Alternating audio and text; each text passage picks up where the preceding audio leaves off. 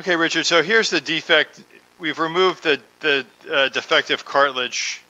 That's what the defect looks like. And so, when we talk about a measurement, let me just grab a probe a second.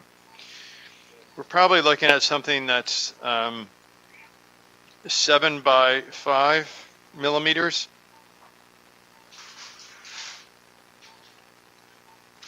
So the tip of my probe is 3 millimeters. So perhaps that's 6 by 5, 6 by 4. This is the best case scenario. If it's less than a centimeter squared, so that's 10 millimeters, less than 10 millimeters squared, that's the best case scenario. So you're really far below that. You were talking about millimeters, not centimeters. So this is called what you're going to see next is called a microfracture awl or microfracture pick. And this gets into your stem cell cavity here. And so what we do is we're going to make little tiny perforations here into your stem cell cavity. Sarah, could you just give me a hand? You can see that fat droplet. That fat droplet comes out of your bone marrow cavity. Another one there. Good. You see those fat droplets? That's a good sign. Hang on 1 second. Yep. Good, perfect. That's a good sign. So what's going to happen, I'll show you at the end of this, what's going to happen is we're going to turn off the fluid. We have pressure in here now. You're going to see bleeding come out of those, and that's where your natural stem cells come from, out of the bone marrow cavity. It's going to populate this area and help to grow new cartilage. And you're in the best case scenario, once again, because of the size. So this is a relatively small area. I've done everything I could to make sure no more pieces are going to flake off. But the problem with this, Rich, is that you can't walk on this. So your leg's in flexion now, your knee's bent. Here you are in extension, and that area is back behind your knee, and that's probably what was causing the pain. It's in the weight-bearing surface, but it's in the back. I'm going to take a probe again. So it's in the back of your knee, and that's probably what was hurting more than anything, as well as all these loose pieces that were floating around. So if this doesn't work, what we do is we take a piece of bone and cartilage from an area where we can spare it, which is typically up in here, way up in here, part that you don't walk on, and we take a dowel, a piece of bone and cartilage, and we transplant it into this area. But once again, you're in a pretty good situation where your prognosis is pretty good because of the size of the lesion is pretty small. So here's my probe. I'm just going to pull on the meniscus a little bit, and that meniscus feels good. Here's another loose piece. You got all these little floaters that we're going to suck out. But your meniscus looks pretty good. I don't detect a tear of the meniscus, which is good news as well. So we'll work on this a little bit more. Little cartilage flap right here, which is in a reciprocal area.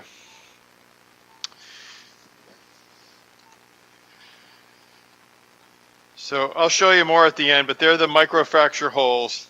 And when we turn our fluid off, I'll do that now for you, and then I'm going to go look around for those loose pieces. I'm just going to turn our fluid off.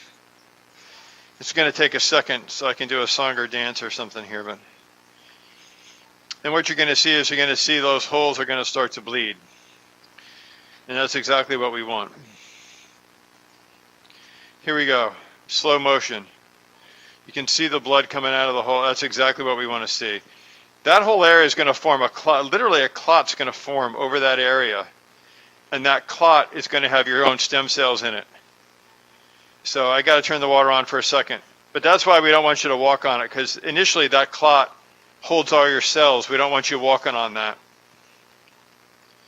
Okay. So this is back up into your kneecap region here. This is just our suction device here. And we're going to get rid of all those loose pieces.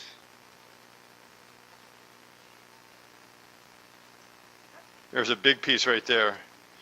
So I'm going to leave my suction on. You can see that piece.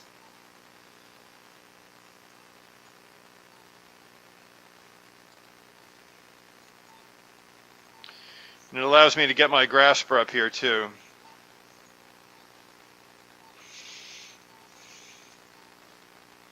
The piece isn't going to fit through the suction, so I'm going to have to try and grab it here.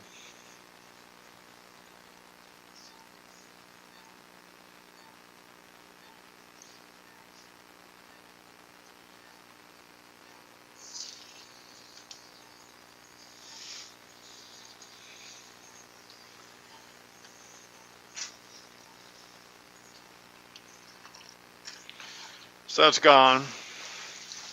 Oops, sorry.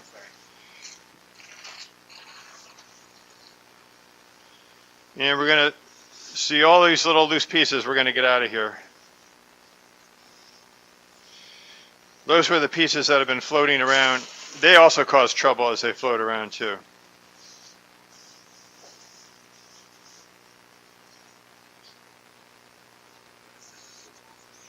Yeah, we'll send them.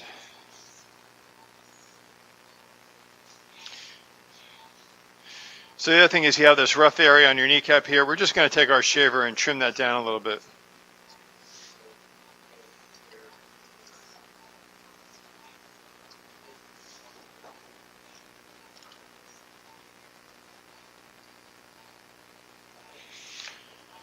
So here's my shaver. It's about 3.5, 4 millimeters.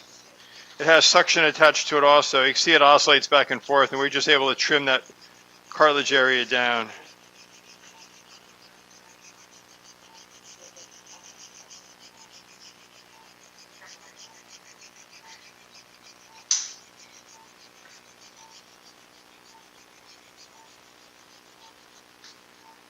So that's pretty good.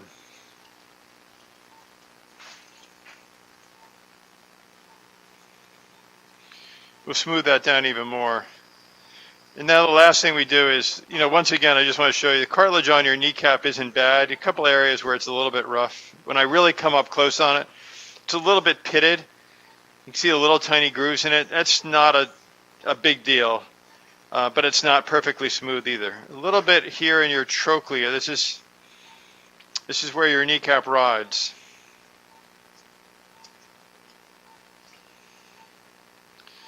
So we're just going to make sure that this is okay too. It looks like there's a rough area here too. And that area looks like it's down to bare bone. So I'll take a probe. We may microfracture that area as well.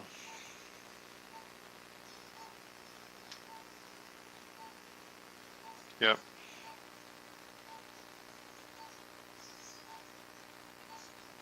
So you can see this area right here. A little bit here. Should never be this soft, by the way. See how my probe sinks in? I'm pushing really hard right now, as hard as I can on your cartilage over here. See how the probe does not sink in? Here it just goes to China. So we're just going to smooth this down a little bit too, Rich.